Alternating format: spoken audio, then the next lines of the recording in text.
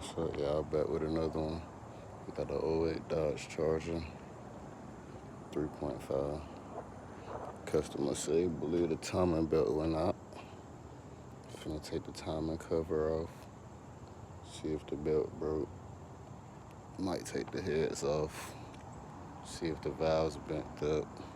Replace the heads. Timing belt, water pump, all that. Another cheap flip. Y'all stay tuned, subscribe, follow. This part 1. I'm about to rebuild this motor. Stay tuned.